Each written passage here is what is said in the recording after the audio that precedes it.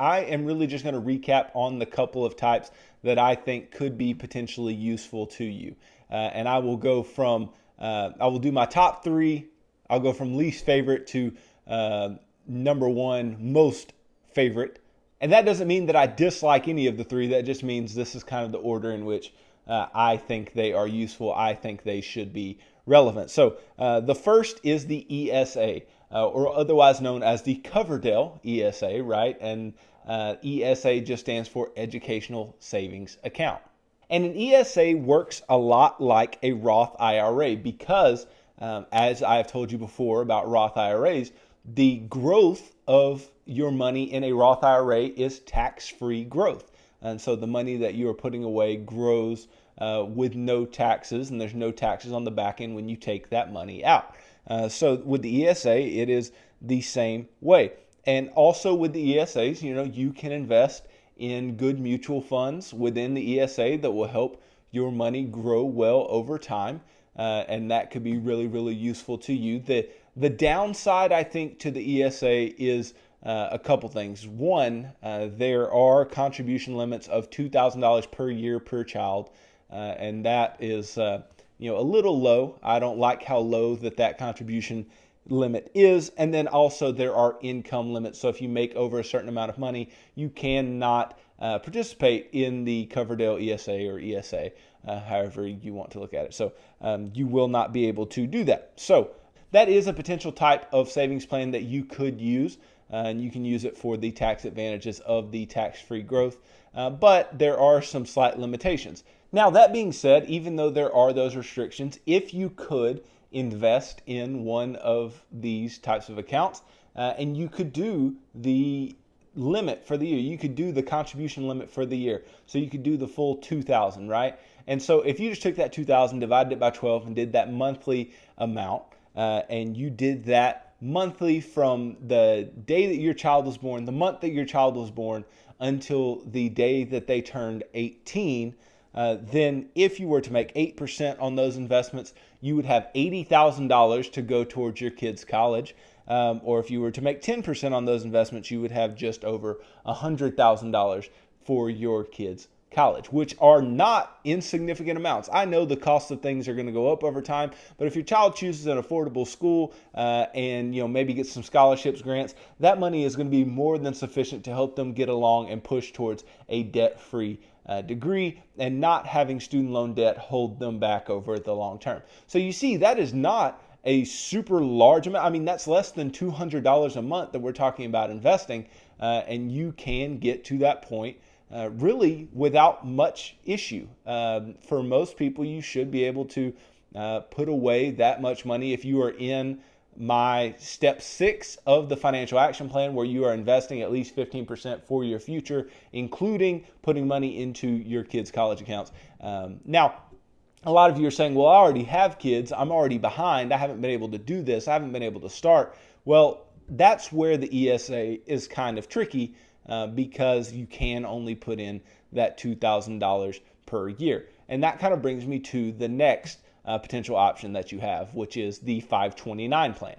Now, the 529 plan is similar in form to the ESA, but it's just a little bit different. So the 529 plan actually allows you to invest more. The ESA has that contribution limit. Well, the 529 plan doesn't have an annual contribution limit, but the money that you put in is considered a gift, and there are limits on how much money you can gift to an individual. It's currently $15,000 per individual that you can give to someone without there being tax implications. So you could do up to $15,000 per child per year at this point without any tax implications. And that is an extremely substantial amount of money. And I'm not necessarily expecting anybody to be putting in that much unless you are just behind in the game and you have that money now to be doing so. Then by all means put it in there.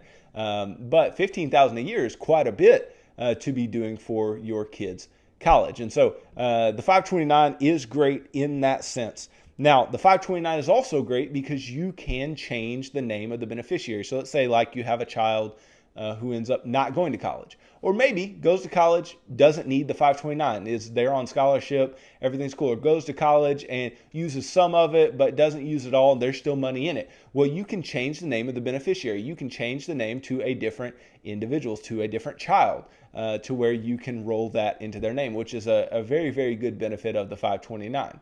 Now, 529s also grow tax-free in the same way as I was talking about the ESA being like a Roth IRA, so is the 529 plan. So that is a legitimate option for you. That is a legitimate thing that you could take advantage of tax-wise.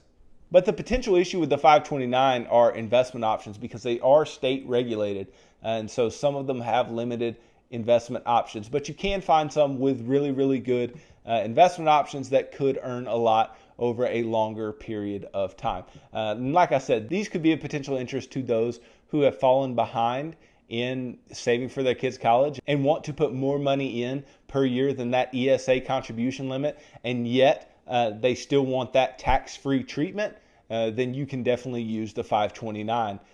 Now, again, the issue with each of these accounts that I did not talk about with the ESA is that they must be used for the qualified educational expenses of the beneficiary. It cannot be used for other things without being taxed and potentially penalized. And so this is a particular issue that you could have because that is your money, but you are putting it in a place where there are going to be restrictions as to how you use that money. In both of these cases, the money never leaves your name. It's just the beneficiary is the one for whom the educational expenses can be paid for, but it's still in your name. You are still the custodian of that money, but the problem is you cannot take that money back and use it for yourself without being penalized for doing so. And with the 529, bad ones do exist. There are ones with bad investment options, and that can be a big issue. Also, the 529s do give you some help on taxes. So the money that you put in can actually help you get state tax deductions in many cases. So that can be a potential help in that place as well. But the issue that I have with both of those first two, and it's why neither one is my absolute favorite. Now, the tax-free treatment and all of that, that may appeal to you most, and that's perfectly fine. I'm totally cool with that. But the biggest issue that I have with the two is the lack of flexibility because they can only be used for those educational expenses. And that's a lot of money to be putting away to get to a point where you have to figure out, okay, is this too much? Is this not enough? What do I need to do? And so it's just, everybody's preference. But I find that the third type that we're going to talk about here in a moment could be the best, even though it is not specifically for saving for your kids' college. And like I said, there's a lot of nuances that I'm leaving out here that are not necessarily specific to me giving you these illustrations of how you can save for your kids' college. And that is going to be in the other episodes that I've done previously on college accounts.